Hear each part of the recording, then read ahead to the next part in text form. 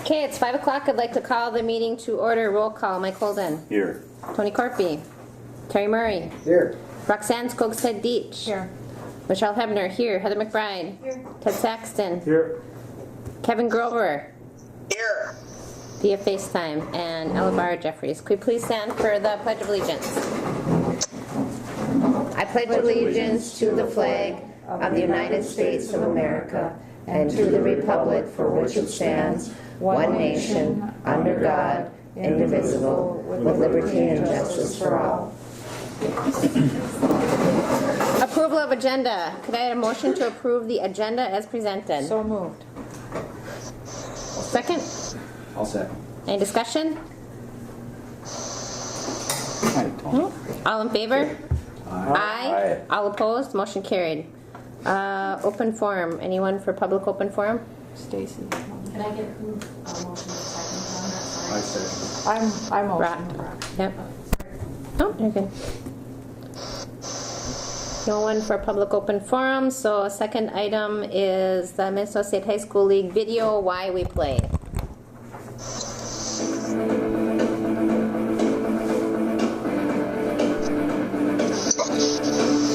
I think the culture of sport is broken. Success is defined by winning, by having more points on the scoreboard at the end of the day than the other team. That's where the value lies.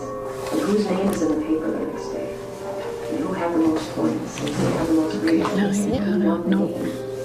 And who gets to the championship?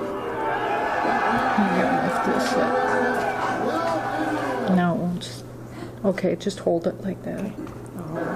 It's the reason why we do it. The Minnesota State High School League's Jody Redmond is passionate about developing the human potential of students. She's leading a national movement to reclaim the purpose of sports. The pressure to win, and sometimes at all costs, is significant. Kids feel it. They feel it from their coaches, they feel it from their parents, they feel it from their friends. They feel the pressure to be able to win.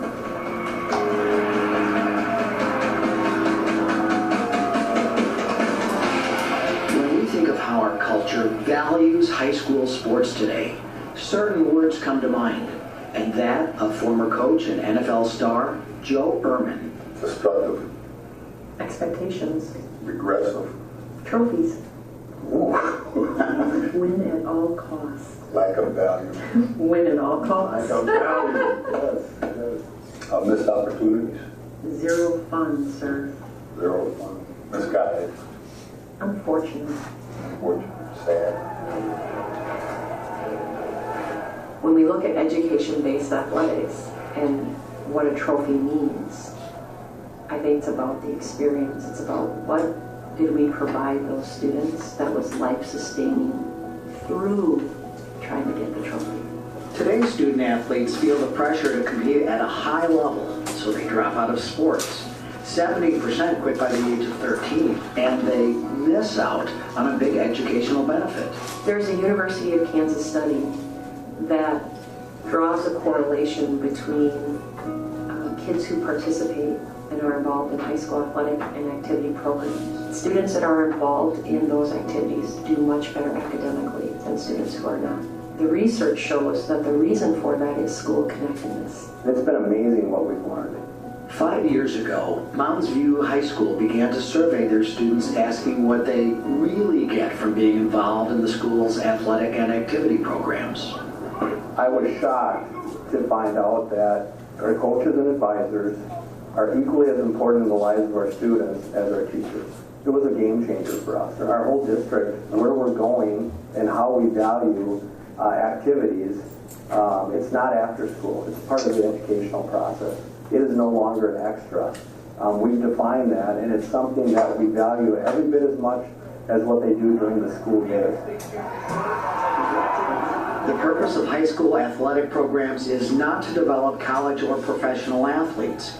In fact, most students, 97%, will not play organized sports after they graduate.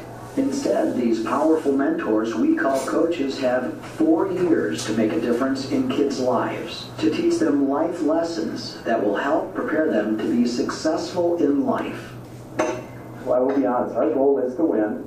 Our goal in many sports is to win a state championship. Winning has a place, and there is value in learning how to win. However, that's not our purpose. Our purpose is to enjoy that experience, enjoy their teammates, enjoy their coaches, and learn from whatever took place on the field or the court or on the ice on that given day. Our purpose isn't the score at the end of the game. The purpose is the growth and development that comes through trying to achieve that win.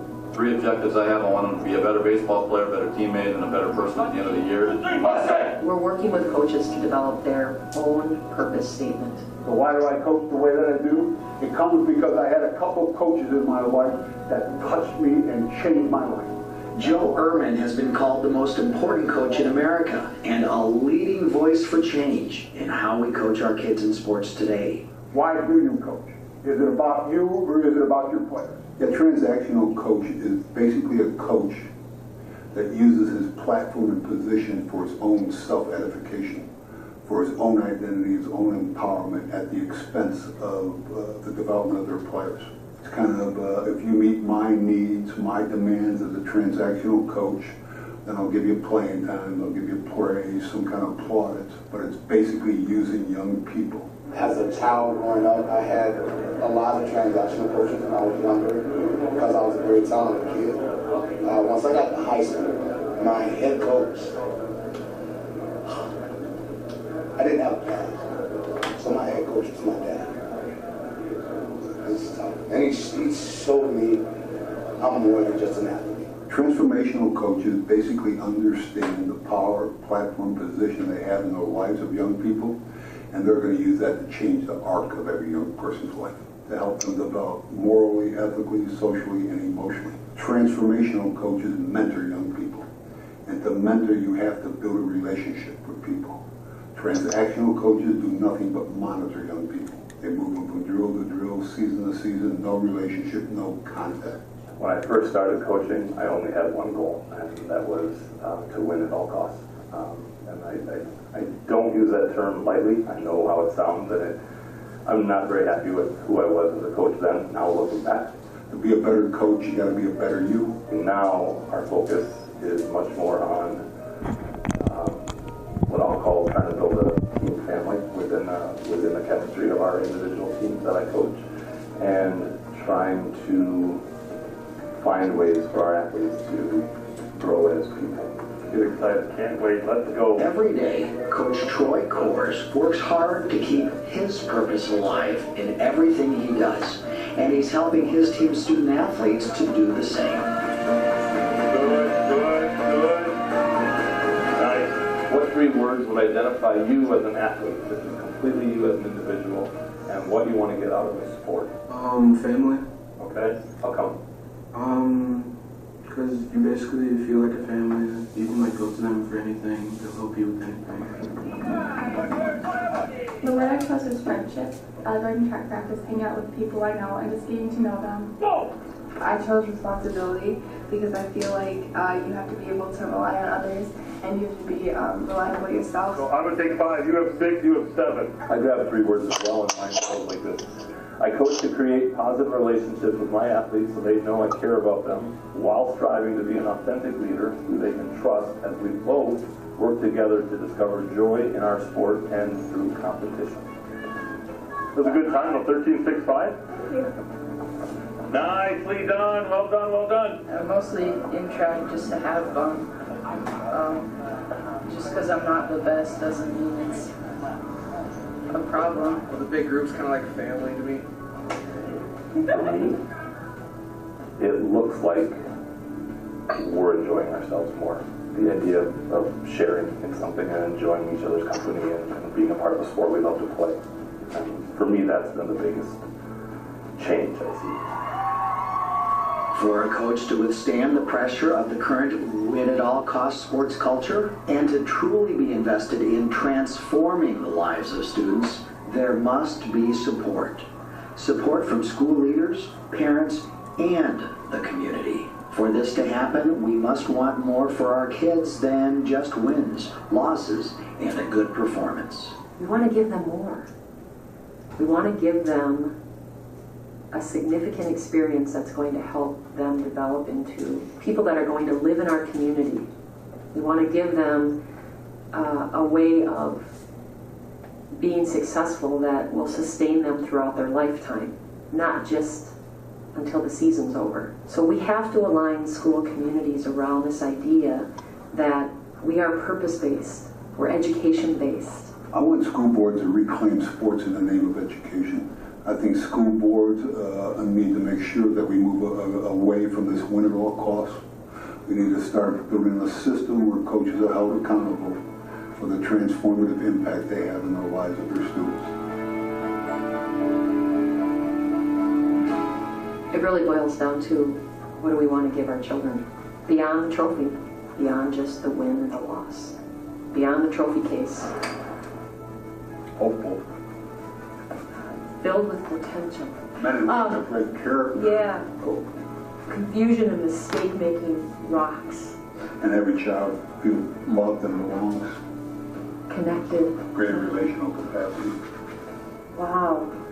You rock it. What else you got in there?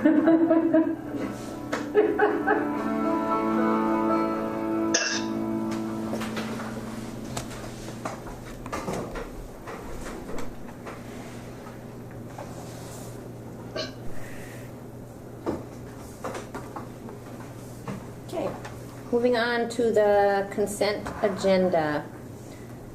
Item 1, approve past meeting minutes for the regular school board meeting of May 21st, 2018. Item 2, approve current accounts payable due in the amount of $779,660.80. Approve payroll in the amount of $1,102,590 for pay periods May 25th, 2018 to June 22nd, 2018. Approve Sherry Sweeney as head cook for Falls High Cafeteria effective for the 2018-2019 school year.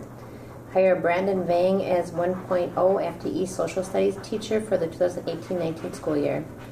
Approve hire of Barb Johnson as part-time at-will business office clerk with hours not to exceed 5/25 effective the 2018-2019 fiscal year. Item 7, receive superintendent end-of-year performance evaluation form. Item 8, approve final 2017-18 revenue and expense budgets as follow. Item 1, general fund revenue budget, $13,563,765, and expense budget, $13,794,503. Food service revenue budget, $595,935, and expense budget, $558,048. Community service revenue budget, $373,691, and expense budget, $367,966. Construction fund revenue budget, $1,716,647, and expense budget, $500,000. Debt service revenue budget, $166,408, and expense budget, $161,800. Item 9, approve the adopted 2018-19 revenue and expense budgets as follows. General fund revenue budget, $13,435,104, and expense budget, $13,399,973. Food service revenue budget, $587,000, expense budget, $566,423. Community service revenue budget, $368,845, and expense budget, $371,027. Construction fund revenue budget, 0, and expense budget, $1,216,647. Debt service revenue budget, $287,742, and expense budget, $161,095. Item 10, approve renewal of property, liability, and workers' compensation insurance into the amount of $144,368.87 for 2018-2019 school year. Item 11, receive short-term investment summary for 2017-18 as of June 13, 2018. Item 12, receive a summary of wire transfer transactions for 2017-2018. Item 13, approve a request by City of International Falls to use the district field for July 4th fireworks. Item 14, receive the 10-year long-term facility maintenance plan. Item 15, approve membership to Minnesota Rural Education Minnesota for the 2018-2019 school year in the amount of $2,231. Item 16, approve change order option number 3 to Becker Arena for ice arena player penalty and timekeeper's box in the amount of $45,836.99. Item 17, award track and field resurfacing to Lease Sport Surfacing, Inc. in the amount of $63,500. Item 18, approve 2018-19 resolution for membership to the Minnesota State High School League. Item 19, approve feasibility study with train. Could I have a motion to approve the consent agenda items as presented? I'll make that motion. I'll second. I have a motion and a second. Any further discussion? If I can make some comments, and I don't know if everyone can hear me or not. First of all, on number 1, the past meeting minutes, I need to make a clarification. It's number 38 on Tamara Koenig. We had the word retirement in there, and she asked that it be clarified. She's resigning, but not due to retirement. So if we can approve the minutes with that clarification, I would appreciate that. Can everyone hear that okay? Or? Yep. Yes. Yep. Okay. Number 7, when you go, you're receiving the my evaluation. If we could get those turned into Michelle, I'm going to say if we can give 2 weeks or something, give her a little bit of time, and then I will have to meet with Michelle and go through that, and then we'll do it at the next board meeting, the actual closed session to go over it. The one piece I can say on the student data, it's not public data. If you recall, we actually ended up changing to a Z-score for the QComp goal, but none of that is public until beginning of August, so I don't know what to do with that. I can't tell you if we've met each of those goals, even the Z-score goal that we changed to for QComp. I don't know what to do with that. In the past, we've had a different type of goal. We're looking at growth. So anyway, I just mentioned that. The other couple things, I am recommending we go with the property liability number 10. They did come down a little bit or rework some things, but do recommend we move forward with that. We will move forward with the 5-year when we go out for bid here coming up. I think it's a year from now. Number 14, the long-term maintenance, the 10-year plan. If people are looking at fiscal 19 is what we're actually doing this summer, or a good chunk of it, so you should focus on fiscal 20. We're just receiving it this month, and Tom is going to set a date with the facility committee to get those people to come in. We're open to everyone's comments, so mainly thinking fiscal 20 is what we're planning for. It is a working document. If there's things you don't see anywhere, we're all for it, as well as when we get to the bottom here, number 19, we expect it to, assuming it's approved with train, when we work through, we're guessing some things will change down the road on recommendations. You should do this project or that project. So just throw that out there. Look at fiscal 20 for sure. Any comments, would love to have them. And like I said, the facility committee will be in touch with to get you into going a little more in depth with that. And then finally, number 16, the player penalty boxes, timekeeper box, so on. Agree, we want to go forward, get it all to match the boards. It has glass behind. When you put the 2 player boxes together, the doors, as well as the timekeeper boxes and penalty boxes, you just about get not quite a full extra side of boards and material, but that's why the cost at first I was a little, hey, this is high, but when you start looking at the number of pieces in the glass so that people can't, I shouldn't say can't throw things into the boxes, but it's some removing. So that's my comments. Questions? Can take anything. Do you have anything? No? Okay. All right, if there's no further comments, I have a motion and a second. All in favor? Aye. All opposed? Motion carried. Moving on to action items. Item 1, the resolutions for the acceptance of gifts and donations. Whereas School Board Policy 706 establishes the guidelines for the acceptance of gifts or donations to the district. Whereas the International Falls School District Board encourages the support of the district's educational programs through gifts or donations that meet the goals and objectives of the school district. Whereas Minnesota Statute 465.03 states the school board may accept a gift, grant, or device of real or personal property only by the adoption of a resolution approved by 2/3 of its members. Therefore, be it resolved that the School Board of International Falls Public Schools, ISD number 361, accepts with appreciation the following gifts, donations, or grants received by the school district. PCA mail for Sheila Field Dugout Project, $1,500. Georgia Lundquist for Hall of Fame, $25. Your Cause LLC for Falls Elementary School, $240. Chocolate Mousse Sammy's Pizza sponsorship for Sheila Field Scoreboard, $500. Could I have a motion? I'll make that motion. I'll second. Okay, I have a motion and a second. All in favor? Aye. All opposed? Motion carried. Whereas the resolution was declared adopted. And second action item is approve request to allow use of showers, change rooms by Christian Motorcycle Association for July 25th through 28th, 2018. Do you want to talk to that a little bit, Kevin? I put this on the last page. If you look at it or in the packet, it was a request that came to Tim and then he forwarded it to me. This group was in town last year, camped, I believe, at Smoky Bear Park. They come to town, do projects for what would you call community service, and they're looking for a place minimally to shower. I'm not against it. I don't know, the question being is kind of, they're not a complete nonprofit. Thursday, Friday, or the 25th, 26th, 27th, we have people there. You know, I mean, the only question, and it does say they're willing to pay whatever's needed. Saturday the 28th, we would have to have staff come on, you know, and be here for, you know, whatever they wanted, a 2-hour block to come in and use the showers. I personally don't have an issue with it, but I guess I wanted from the board what your stance is. Do you want us to charge them just like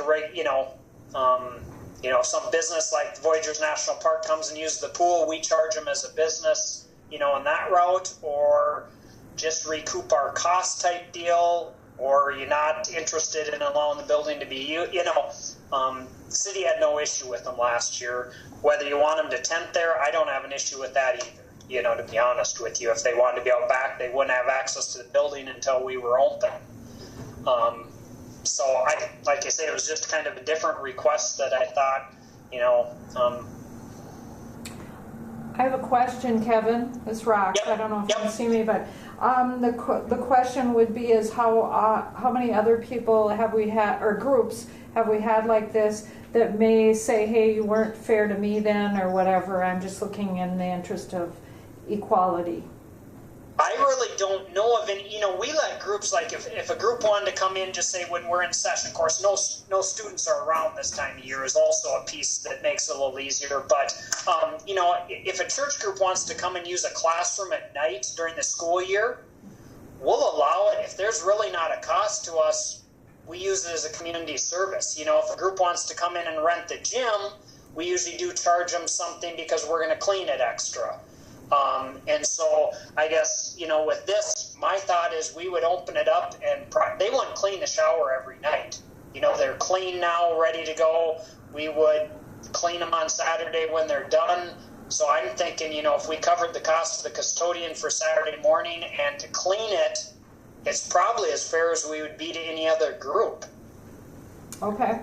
Well, we did put that policy in place a while ago too about the community using the service. If we didn't have anybody here, it would be, you know, just Right, charging yeah. a minimal fee to recoup the cost of the janitorial fees. Mm-hmm. Okay. And I think that's the fairest way to.